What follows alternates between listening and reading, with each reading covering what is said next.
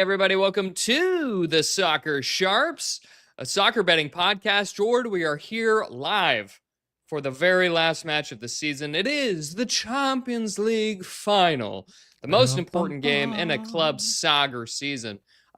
Jord, before we dive into this fascinating matchup, we got a ton of plays for you guys. We got 4 gameplays. We got 4 props. We're coming with all different kinds of angles. We got plus money plays. It should be a lot of fun on this show. And I guess this is a good time. If you are watching live, hop in and ask us questions. You can tell us what you think about these plays, what plays you're circling, and what you think the outcome of this final is going to be. We'd love some interaction in the chat. We will throw up your comments on the screen for the viewers, and for the podcast listeners, we will try to read those out loud. As always, please like, subscribe, follow on all the different platforms, particularly YouTube and Spotify. Those are the ones we are targeting right now. If you could give us the subscribe on YouTube, that would be huge for us, especially if you're one of our Discord people. You know, we got a lot of people in the Discord. If we had all of them subscribe onto YouTube, we would jump astronomically in numbers. So we would appreciate that. And you should also hit the notifications button. And if you're not following us, do that, because we've got the Club World Cup coming up, the first of its kind competition. We'll be giving out tons of plays and coverage on that. We're going to some games. We're going to be there live. It's going to be a lot of fun. So be sure to subscribe and hit that notification button. We appreciate it. Thank you, Catherine Beefheart, who smashed the thumb upward button. We appreciate that. And Jord, maybe it's too much coffee. I can't stop talking. I got to get you to chime in here. How you doing? Yeah, Dev, I haven't gotten a word in edgewise, but no, that was good housekeeping, Dev. Really solid host performance there. Love to see it. And yeah, look, bittersweet, right? Final show of the regular season, but one of our favorite games of every season, right? The Champions League Final. Nothing I'd rather cap. No cap. Jesus. But yeah, look, it's the last regular season show, and that means we have a little break after this until we get to cover the first ever FIFA Club World Cup, as you mentioned, Dev. So that's the great unknown. How seriously are the teams going to take it? We'll find out. Both of these teams in the Champions League final will be competing in that tournament. So one of them will come into the tournament as the champions of Europe. And, you know, I'm not rooting for any particular team. There could be signs that I have an allegiance or maybe a futures bet on someone to lift the trophy at a nice plus 250. But we'll see. We're going to break this thing down, eh, Deb? That's right, Jord. Well, let's go ahead and dive into the card right now. And we'll take a look at the lines here. We have the Champions League final between Internazionale Milano and Paris Saint-Germain. This one sees Paris as quarter of a goal favorites here at minus 0.25 on the Asian handicap. The total is set at 2.5. And as always, good to say, these are 90-minute bets. You can always bet to lift the trophy market, which sees PSG as minus 163 favorites and Inter at plus 130 to lift the trophy. And Jord, you brought up what I thought was a really interesting point here, is you said the futures market. You got a future on Paris, I believe you said was plus 250. Yeah, I took it right before the Arsenal semifinal. Right on. Well, we have been talking about Inter as a futures play as well. On this, we were talking about them when they were 10-1, 11-1, plus 800. We were saying you should jump on that. And if you don't have that ticket, I don't recommend anybody go with the money lines here. I mean, that Inter plus 240 in basically a coin flip game and a final, anyone can win this thing, is a little bit enticing, but there was such better value if you were betting this earlier. I mean, look, not everybody thought they would get through Barcelona. That was an incredible 2-legged affair. But now they face this Paris side who have just been steamrolling everybody, right? They've beaten every Premier League team in the competition. Pretty impressive. And now they face an Italian side who have been here before, right? We're going to talk a lot, I'm sure, about experience in finals. Inter Milan 2 years ago played in this Champions League final. And the Paris side of this, I don't know that they've been to one since Thomas Tuchel was the coach back in, what was that, 2018? Pre-COVID, I think it was. 2019, yeah. Yeah, so it's been a minute. And I think that's where a good place to start, right, George? Styles make fights, and boy, you can't get two different styles in these two. No, you certainly can't, Devin. Before I jump in with some takes here, I just want to put this comment up here from Andrew, who I believe has given us the English translation of the Champions League song. And it says, "The main event, the master, the best, the great teams, a big meeting, a great sporting event, the main event, the master, the best, the great teams, they are the best. These are the champions." Incredible lyrics, if that's the actual translation. I think I'm right about that, but thank you for that, Andrew. Hilarious. Uh, yeah, so look, the best, right? This is the matchup after all. And you said it, Dev. I don't think a lot of people saw Inter getting past Barcelona in the semis, and it was just a wild two-legged affair. I'm still shocked that they managed to get through because on across the two games, especially in that second leg, and in particular the first half of that second leg, the way Inter were turning the ball over was insane. I couldn't believe they weren't punished more often. And I wonder if that's because Barcelona, the Hansi Flick style, they're a little bit more comfortable losing the ball and having the other team take the ball and play it out of the back because they know then they get transition opportunities. They're not like a really crazy pressing team. A team that is a crazy pressing team, PSG. And I just wonder if Inter's as loose with the ball as they have been, certainly in that last matchup, could PSG just pounce on that and really make them pay? Because the way to get past Inter, I think, Dev, is to take a lead against them, to press them early and to take that goal advantage, because this is a shocking stat to me, Dev. But throughout the Champions League, Inter have only been in a losing game state 1.3% of the tournament, which is insane. The next lowest, I guess you would say, the next team to have a low percentage of being behind was Dortmund, who didn't even make it that far, but they were 13%. So that just shows you how elite this Inter team is at playing from ahead, or at least from level. So I think that's because they're so able to weather storms, right? That's kind of their DNA. They just hang on, and they find their opportunity, and suddenly they're level or they're ahead. And a lot of teams can't get back from that. So I wonder if the way to just beat them is to put them in a negative game state, make them come out to play. And if PSG know that, and they use the pressing that's really gotten them here, it could be a long evening for Inter. But the question is, can PSG do that? Can they put them in the negative game state? I'm willing to bet that they will, and that's going to come into one of my plays. How do you see the dynamics? Well, I'm glad you brought up that game state statistic you said. You said it was like 1.3% of the time. That translates, I could tell you, to 16 minutes of total game time. They've only Wow. been behind for 16 minutes throughout this competition, and that's crazy when you think about how Inter have there's more games this season than there's ever been in the Champions League because of the group phase, or I'm sorry, the league phase. And then the teams that they played, right? Bayern Munich over two legs, Barcelona over two legs. They played Arsenal, they played City. Some of these teams that we assume are high scoring, that keep the ball really well. And they've only been down for 16 minutes across all those teams. It's very impressive. And it just goes to show how this team plays. I think that the simplest way is to say they will absorb pressure and spring on the counter. They're one of the only teams left in the top five leagues I could think of that play two strikers. Right, they play Lautaro and Marcus Thuram up top, and so they almost have two outlets for those counters. And then, of course, the wing backs that they bring in, Denzel Dumfries, and I always get his name wrong. DiMarco? Yeah, DeMarco. Yeah, good Yeah, one, it's Dev. Federico DiMarco on the left side. And those guys, they really know how to play together, okay? This team is basically the same team that played two Champions League finals ago. The difference is those guys up top and in goal, right? So you have Jan Sommer now in goal, and I think we'll get to the goalkeepers later. But the up top, it was Eden Dzeko and Lukaku, I believe, was the Yeah. last go around, and now you've got Lautaro and Marcus Thuram.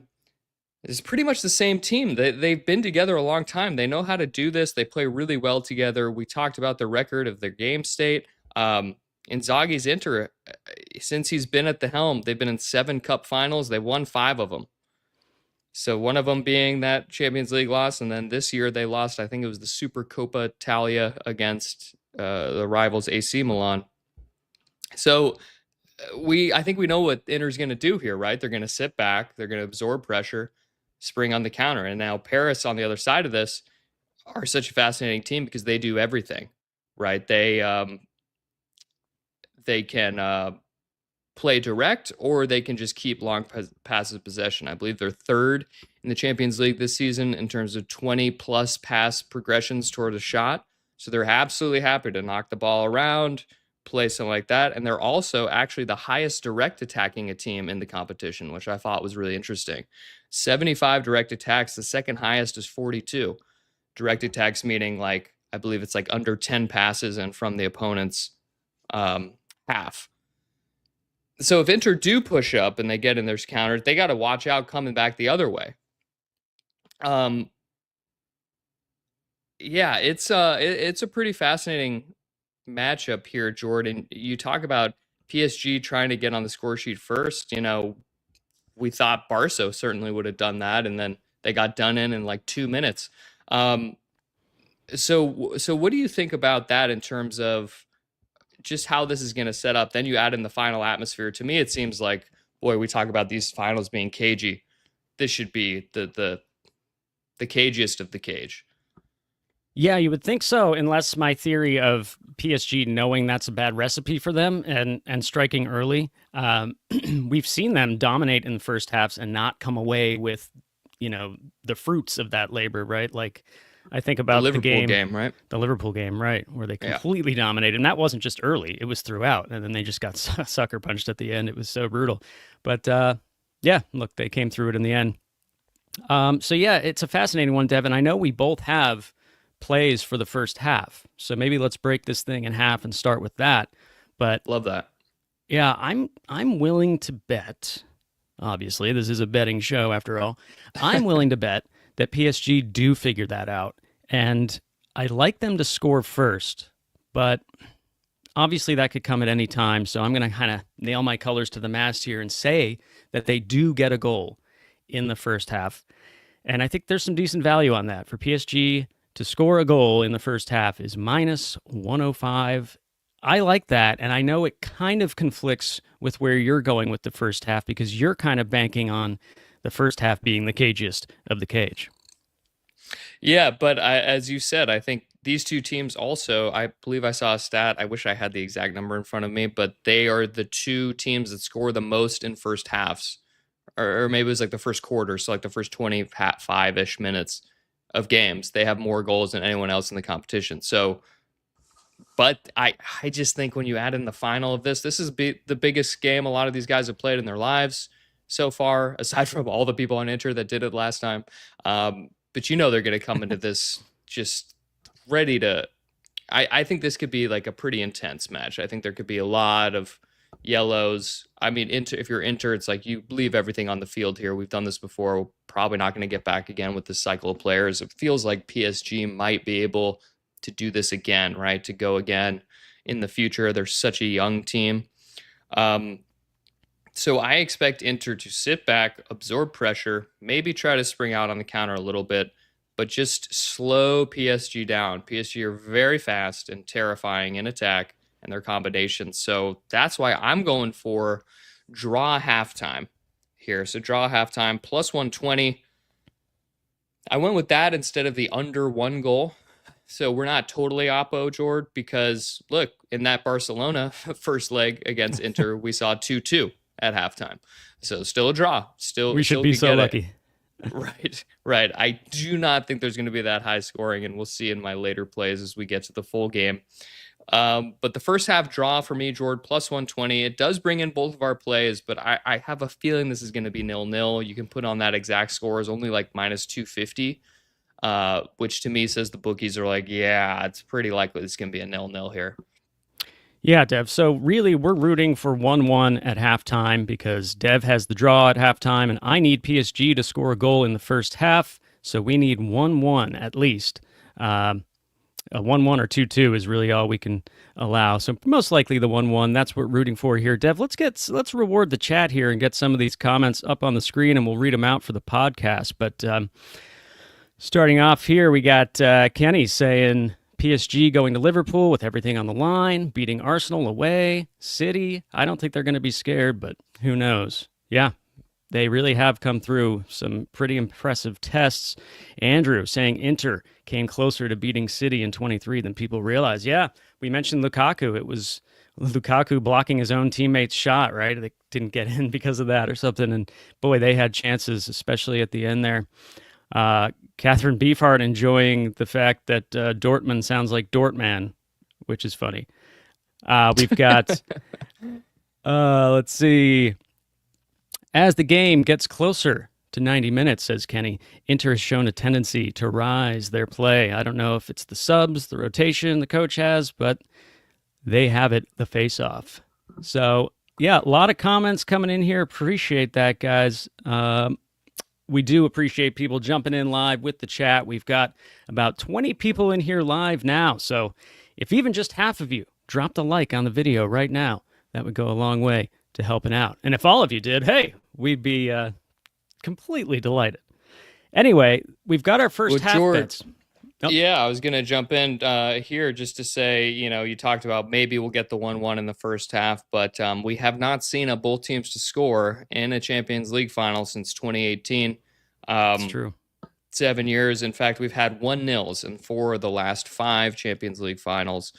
That's a scoreline. I was even looking at making this an official play. I didn't want to do it because I thought you'd get mad at me. Is to take 1-0 either direction for the game. Never mad, Deb. Never mad. But look, as an exact score.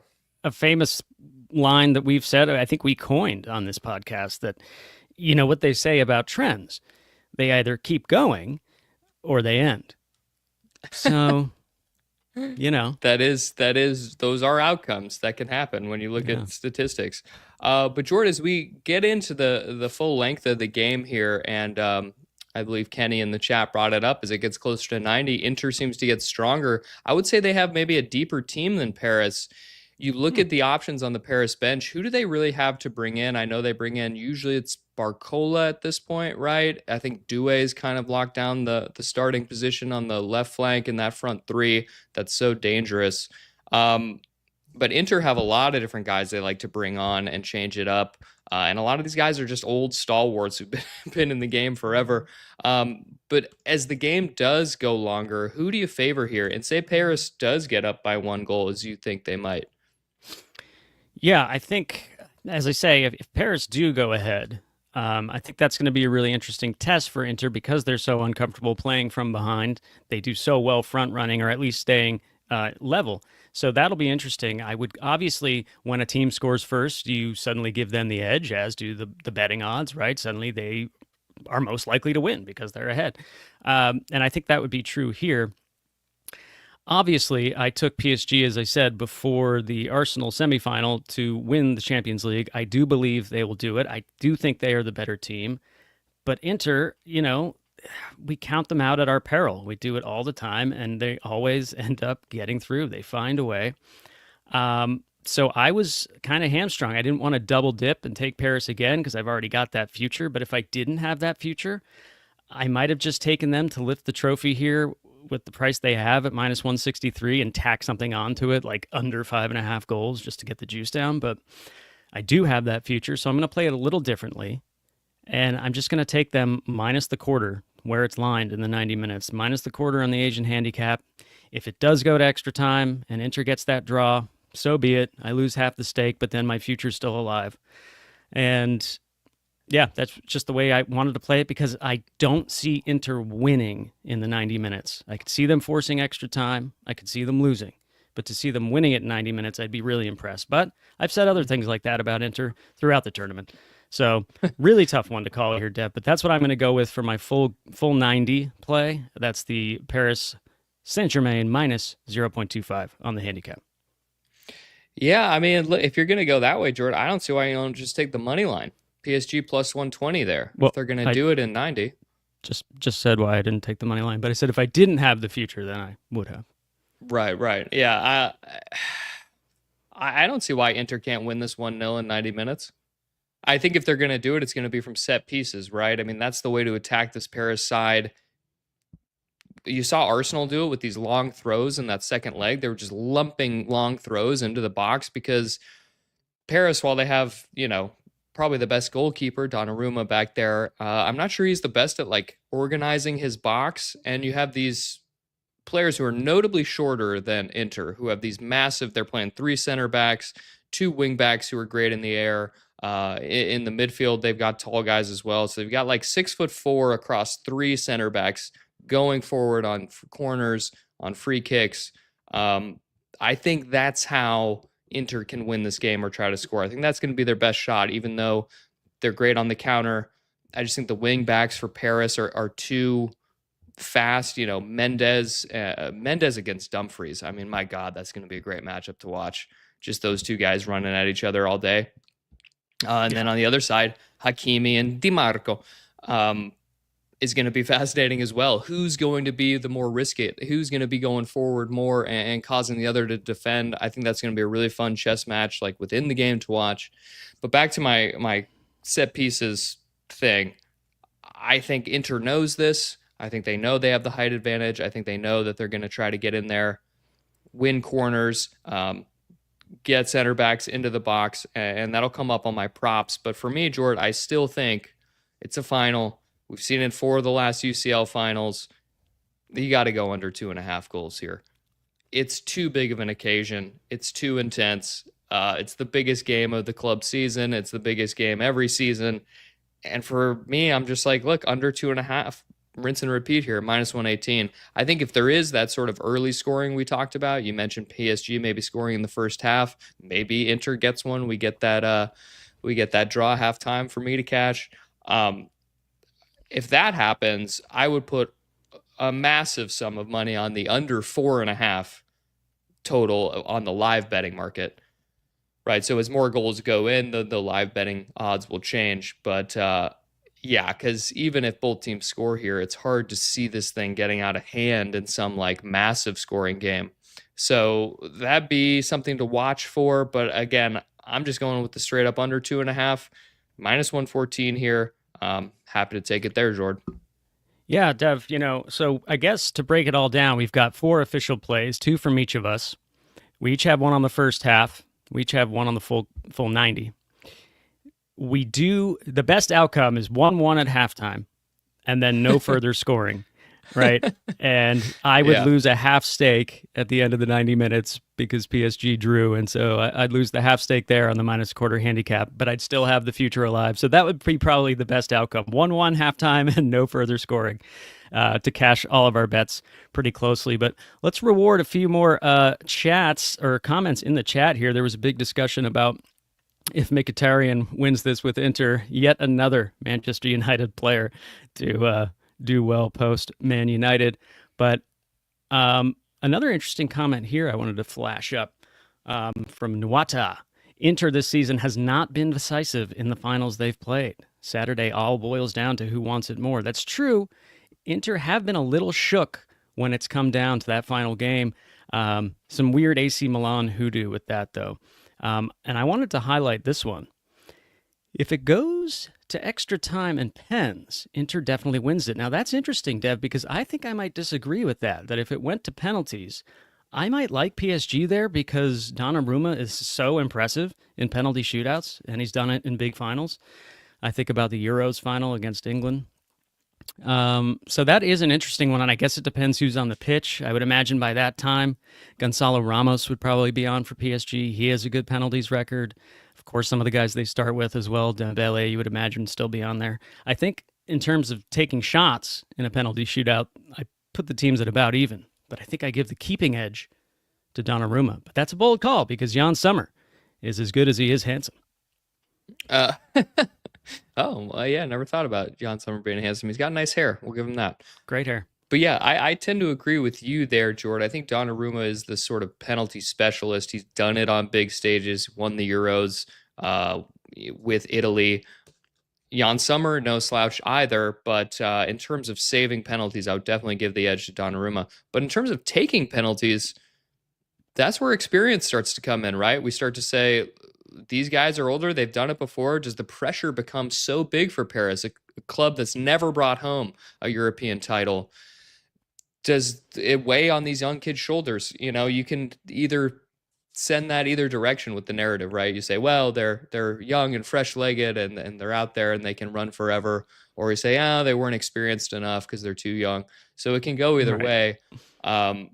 But I would give the slight edge to Donnarumma there in terms of the goalkeeping. It's funny to have this Italian team who will be the masters of dark arts. If they go up a goal in this, they're just the masters of baiting Yeah. in a challenge late, getting yellow cards on the other team, getting free kicks. I mean, it'll just slow down and be disgusting. But then you have the Italian goalkeeper on the other side, who's probably one of the best in the world. So fascinating, fascinating, in so many different directions for this one, Jord. So that's going to be Yes. all of our official plays. But we do have some player props. So do you want to just dive into those? Yeah, fun to dive into player props. I do want to say one more thing about the Please. goalkeepers. We don't have player props for the goalkeepers, but both of these keepers have made some unbelievable saves, and without them, they would not be in this final. Uh, some of those saves that Jan Sommer made against Lamine Yamal, in particular, that fingertip save, if that goes in, we're looking at a whole different story here. And Donnarumma against Arsenal for sure. And I think against Aston Villa, there were a couple serious saves there. So, sometimes teams will say, well, I mean, if it weren't for their goalkeeper, we would have gotten through. It's like, well, yes, this is why they bring in good goalkeepers. The goalkeeper is a part of the team and a huge part of it. If you breach the defense, you want a good goalkeeper back there. So I've never really bought into that argument that, like, oh, well, we were the better team, but their goalkeeper stopped us. It's like, yeah, that's why they got him. Yeah, he's So part of the squad. And especially when we get to these finals, Jordan, this is what we see all the time. Is how often is it just the goalkeeper who comes up as the biggest man of the match? yeah, absolutely. We've seen a few man of the match displays from these guys over their years. Kenny pointing out that Sommer is a dog when he used to be was it at Gladbach that he was at? He's at Uh, Gladbach, and then he was at Bayern for a little bit. oh yeah, he's talking about a couple of huge 17 save games against Bayern a few years ago. That might be hyperbole, but I do know he's gotten double digits before, so maybe it is 17. That would be wild. But yeah, look, we don't have props on the goalkeepers. We do have some props though. Actually, Dev, you have a team prop, and then we have 3 player props between the two of us. You want to start with your team prop? Yeah, absolutely. So the team prop, I'm going with Inter over 3.5 corners in the match. It's minus 125. I brought up how I think set pieces are the way to attack this PSG side, and Inter, one of the best set piece teams in Europe. Um, is it Chalanoglu, the one who usually he takes both corners? Sometimes DeMarco takes the corners. I think they could score off a corner here. So I think they're going to know in their head they're happy to win those corners, slow the game down, and get on to set pieces. And I also mentioned they're the masters of baiting in tackles, letting players dive in, and then drawing the foul. I think they'll be trying to do that this match. So I really like getting this Inter over 3.5 corners, team total corners over 3.5 in the match, minus 125. Yeah, I really like that, especially if my theory that PSG score first comes true, because then Inter are going to be pushing for a goal. They're going to be going forward, more opportunities for corners. So that does correlate, Dev. I like that one. I'll start off with one of my player props here. We mentioned the fullbacks and how important they are for these teams. And interestingly, the fullbacks for PSG have actually been providing a lot of the goals lately in the last couple of rounds. Mendes and Hakimi both getting on the score sheet, taking away some of the limelight from the attacking players. But one thing that's been hitting in more games than not is for Achraf Hakimi to have a shot on target. And the bookies are not adjusting for this. He gets it in almost every game. He's had it in two of the last 3 semifinal or knockout ties for this competition. And they're pricing it still at plus 148. Obviously, a little tax for the final, so you're going to get a bigger price. But the way Hakimi gets involved always gives himself a green light if he's in the box. Over 0.5 shots on target, plus 148. That's just too big for how often he's recording that. So I love that one, Dev. I think he's going to have an important role, as he often does. Yeah, George, that's makes a lot of sense. For me, I'm gonna go something similar, right? I'm gonna go on the Inter side of this again, and it's all correlated for how I think this game goes in terms of set pieces. And it's Bastoni, center back for Inter Milan, to have a shot. Doesn't have to be on target, just to record a shot in the match, plus 162. Look, you're getting a good price on this because it's a bit of a long shot, But if it goes the way I think, they're bringing up everybody in these corners. One of the biggest advantages that Inter's going to have against PSG is their height. 6'4" Bastoni, can he jump up there, just get a header on? Could sail over the bar. It doesn't even have to be close. It doesn't matter. We cash this bet plus 162. I really like the value here. If you wanted to be more bold, if you wanted to take him to have a shot on target, maybe he gets that header down just straight into the arms of Donnarumma. I believe that's 6-1, so plus 600 for that. I wanted to go with just the shot, in case it is way off, and it's just plus 162 there. It's a nice price. Yeah, in the Serie A this season, he's been averaging half a shot per game, so it's a little bit lower than you might like. But again, I think when the Inzaghi's looking at where he can have advantages against this PSG team, it is those set pieces. It is going to be the height. So that's why I'm putting my money on Bastoni here, just to have a shot in the game, plus 162. Yeah, and at that price, I like taking just the shot better, because let's say he smashes one off the crossbar, heads it right on the crossbar, then you don't get the shot on target, but it was so close. I'm always like, there should be a little something extra, like you get half the bet if they hit the post or something. Yeah, I know, I hate that. Yeah. Speaking of hitting the post, my final player prop here, Dev, is for Kavica Kvaradskhelia to score or assist in this match. It's coming in at plus 155. Whoa. Now, he hasn't been heard from in terms of goals and assists since that first leg early on against Aston Villa. But boy, has he been trying. Boy, has he been coming close. He's hit the post a couple of times since then in the Champions League with these curlers, just beautiful curlers, just hitting the bar, Lamine Yamal style. I just think he's due. I think he's ready to show up. He's been quiet last couple of games apart from hitting the woodwork, but people don't remember that as well because it counts as a shot off target. So I think he's due. Big game player. I could see him showing up here. I was going to take him just to score because that's what I see being most likely, but with the price for score to assist being plus 155, why not? I think that's fair enough. And I do want to highlight Peter Tort in the chat saying PSG plus over 16 shots in the match. I love that. Depending on what the price is, Peter, can you tell us what price you got on that? Because if that's decent, I do like that. Yeah, that seems like a low number for shots, honestly, if they're not on target. But again, we got to see how this game shapes up because I think Inter have no problem giving PSG the ball, letting them dribble around, giving it out to those wingers. Look, they've already seen Lamine Yamal. I don't think anybody on PSG is as good as Yamal is. So they've seen the best in the world on those wings. I think they'll be prepared for this. The thing you worry about is the cutbacks, right? You mentioned the Hakimi shot on target. I love that because he's the one who's often benefiting from one of those wingers dribbling down toward the byline and then cutting it back. I think that's probably their best chance to score some of these goals. And that's going to do it, I think, for our player props there, Jordan. I do want to point out one thing. We mentioned it sort of with the goalkeepers, but man of the match odds. If you want to take Summer or Donnarumma, okay, if this thing goes to penalties and someone gets a couple saves, it's almost certainly going to be one of these guys. In these finals, oftentimes they are low scoring, so somebody's making a lot of saves. Donnarumma is 10-1, plus 1,000. Jan Sommer is 9-1, plus 900. Maybe you could sprinkle on those. You like either side. One of those guys comes up with a few saves, and then they nick a goal, and that's the final for you. That's a good point. Any last words? Yeah, it's something to look at with gambling odds, right? It's kind of like when you do it with the Super Bowl, right? To take Super Bowl MVP, if the favorite is kind of an unplayable money line or something, people would often do that with the Chiefs being favorites. They would take Mahomes to win MVP instead.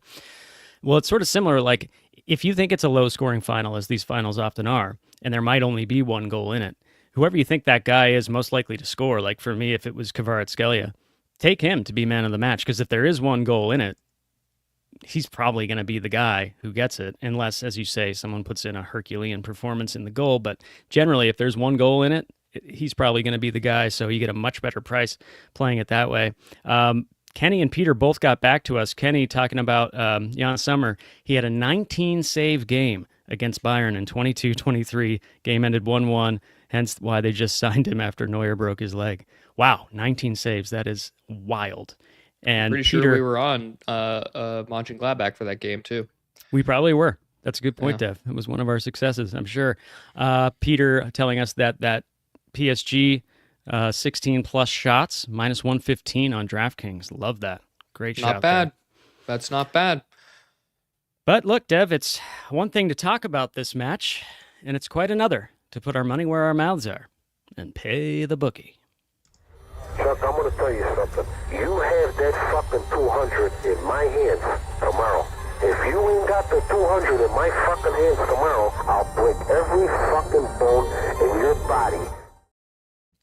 Well, George, we move on to our official plays. We'll throw them up on the screen, and I'll read them out for the listeners at home. It's PSG and Inter under 2.5 goals at -114. That's one of my plays. And I've also, and Jordan for the game has got PSG -0.25 on the Asian handicap at -114. Same price there. For halftime plays, I've got PSG and Inter first half draw +120. George's got the PSG team total over half a goal. So PSG to score once at -105. Those are the halftime plays. Now I'll throw up the props. We got some prop bets up here.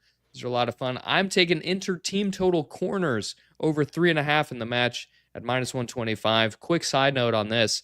If you're watching this thing live and a team does go up early, take a look at the live corners market. Maybe you can bet on whoever's down because they're going to be the ones pressuring. So you might get better pricing there. I've also got Bastoni just to have a shot. Alessandro Bastoni over half a shot, +162. George's got Ashraf Hakimi with a shot on target, +148. And Kvaratskhelia to score or assist, +155. And George, that's going to do it for our official plays for the last match of the season. We've got 4 official plays. We've got 4 player props for you guys, and we gave out a bunch of different angles. You can attack this game however you like. As always, please bet responsibly. And Jordan, any last words for the people here? Well, I'd like to thank the people in the live chat, of course, for jumping in and doing this with us live. But also, of course, thank you to anyone who listens to this after it's live as well. We do appreciate it. Thank you for being here. Thanks for dropping likes and subscribing on all the different platforms. Kenny in the chat asking who's commentating on this, and I know he's talking about in the U.S., although you've put something else up on here. It wasn't me. Let's see. So we've got Kenny saying, who's commentating on this? And in the U.S. on CBS Paramount, I'm guessing it's going to be Dre Cordero with Ray Hudson, possibly, to Dev's chagrin. Please not. Please not, Roy Hudson. This guy, I just can't, his wordplay is really great. He's almost like a poet, but it's the grunting and the groaning. I just can't stand it. It's like, I don't want to watch this thing on silent. It's what it sounds like. That's what it sounds like. Like, did I leave porn on my computer somewhere, or is this guy just making these noises? I love it, Dev. We've also got Chris Mueller with what I think is a little inside joke. I've heard it's actually pretty easy to just not pay your bookie. We won't explore Wow. what that means. Peter Tort says, good luck, boys. Enjoy the game. Thanks, Peter. Andrew says, well done, fellas. Thank you, sir. And Catherine Beefheart with the final comment, has been my favorite soccer gambling podcast by meters. Thank you, Catherine. Love to hear it. Thank you, everyone. Enjoy the Champions League final. Bet responsibly. And hopefully... Like, follow, subscribe, hit the notifications so when we start going on these Club World Cup games, you guys can be there and you can fade all of our plays and probably make great money on it doing it. So be sure to check us out. Thank you guys so much, as always. We absolutely crushed the Conference League final, Dev. We're coming in hot here. Hopefully we do the same for this one. Yes, indeed. Let's make some money.